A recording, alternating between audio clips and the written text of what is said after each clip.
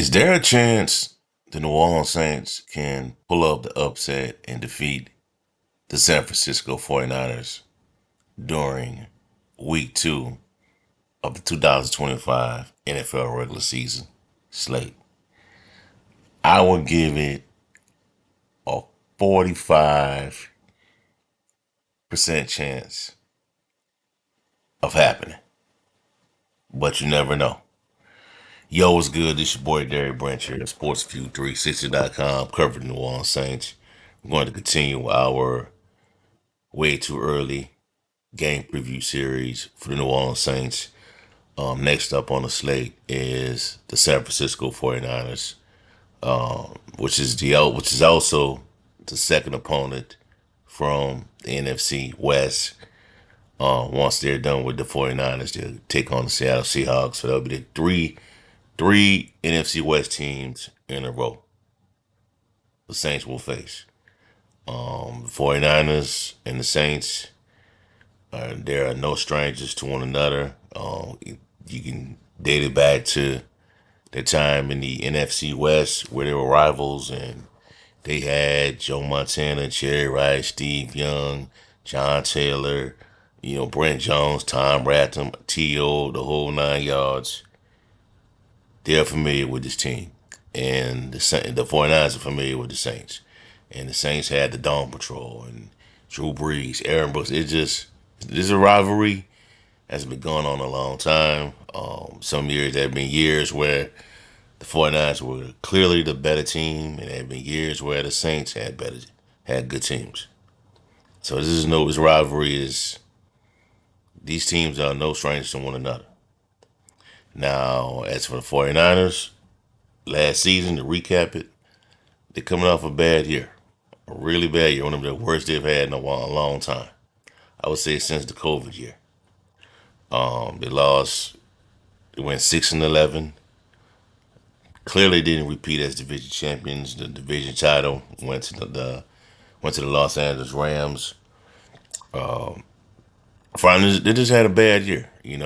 Lost their best player on offense, Christian McCaffrey. Then they lost Brandon Ayuk. And after that, things just spiraled out of control for 49ers. Then they also lost, Drake Greenlaw never really came back to the team after suffering a Achilles injury in the Super Bowl against the Chiefs. So it just was on a, it was tough sledding for the 49ers. Tough sledding, plain and simple. But this year, I mean, a lot of people, some people are high on the 49ers, and some people aren't. They've had a lot of turnover since last year, since the conclusion of last season. A lot of turnover on both sides of the football. So we're going to get into that right now. All right, so for the off-season grade for the 49ers from Pro Football and Sports Network, they give the 49ers a D.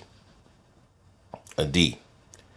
And a lot of this stems from awarding Brock Purdy with a massive contract. Going into this season, over $200 million, I believe, $256 million. Huge contract. I think he's among the top 10 in regards to highly paid quarterbacks in the NFL. And the 49ers, got a lot of criticism for that. $265 million to be exact, with $181 million in guarantees, no trade clause. And he has a no trade clause. So a lot of media members, local media in the Bay Area, criticized the 49ers decision to pay Brock Purdy that amount of money due to him being, quote, a system QB and a guy that if you had to take him out of his environment in San Francisco, he may not be a really good quarterback. But the thing is, we may never know that. As long as Shanahan is hired with this team, Purdy will be the quarterback. So we may never know that. And then if he goes to somewhere else, he may he may fall onto somewhere where he's also surrounded by good talent. But my thing is, if he was so bad, if anybody can operate in that system, then why did they get rid of Trey Lance? Then why did they get rid of Jimmy Garoppolo? You know?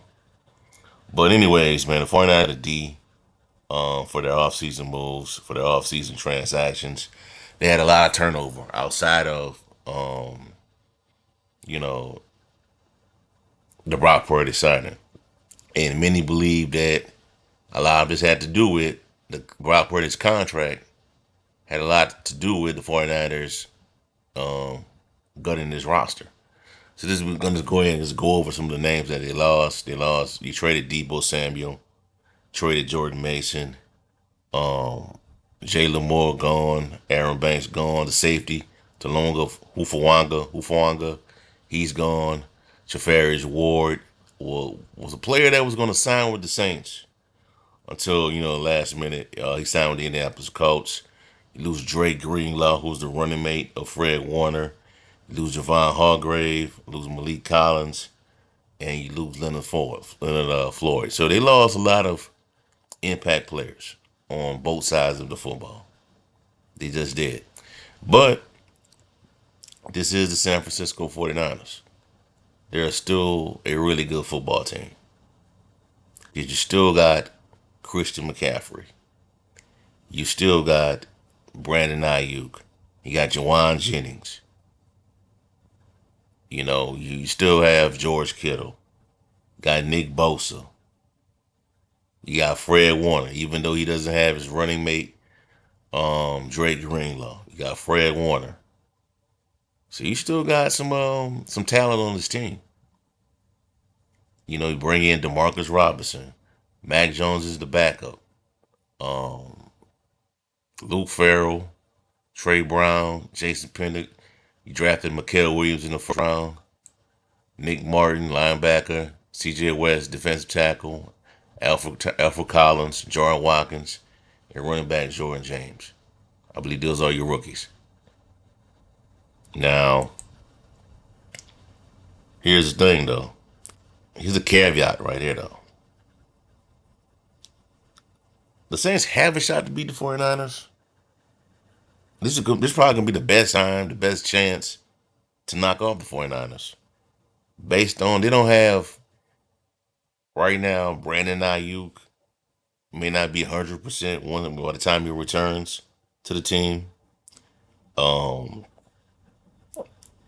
Jawan Jennings, the wide receiver. Right now, he's in a contract situation where he's saying that, either trade me or pay me. He ain't holding out. I think they're going to get a deal done. They're pretty good about that, but their receiving core is not, I don't think week 2, their receiving core is going to be up to speed when they play the Saints. Demarcus Robinson's a good receiver. He's solid. You don't have Debo Samuel to deal with. You don't have, a lot of guys you're not gonna be worried about. Focus in on.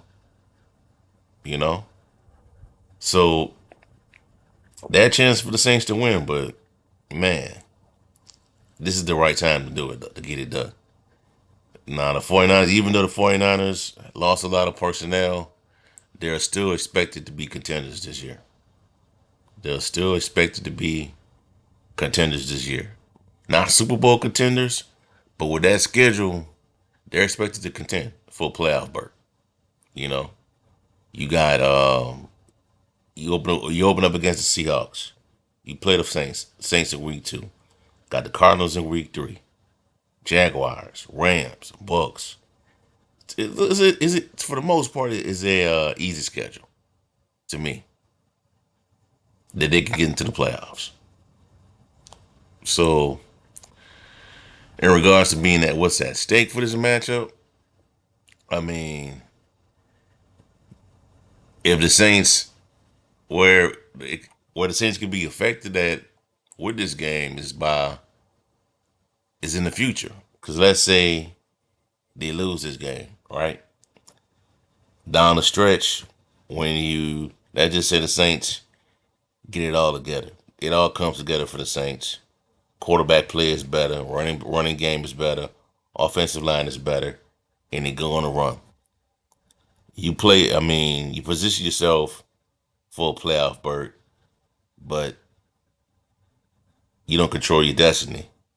And standing in your way is the 49ers because they hold a tiebreaker over you because of this game that they lost to them in week 2. So that could be some things to look at in regards to being to find it to discussing what's at stake. But also a win for the Saints in this matchup will be huge. Be huge for the confidence. It'd be huge for the confidence going into the matchup with Seattle in week 3. So a lot can happen for this team. And early wins like this against a team like the 49ers pedigree can do so much in the long run for a team like the Saints that's rebuilding. They're not, it's not a, I mean, it's a full, I won't say it's a full blown rebuild, but it's a rebuild, but if there's ever a time to beat the 49ers, a chance to beat the 49ers, this is the year to do it with the talent that team has lost since the closeout of the 2024 season. This is the best chance to do it, the best time to do it. So we'll see how it all play out, man. But Saints host the 49ers in week 2 down in the Caesar Superdome. Right now, I do have the 49ers winning this game. But like I said, with these departures, they won't be at this won't be the 49ers that we saw a few years ago that went to the Super Bowl and the Super Bowl before that. So we'll see how it all play out. Like, comment, subscribe, follow on IG, Twitter, Instagram, SportsView360. I'm out.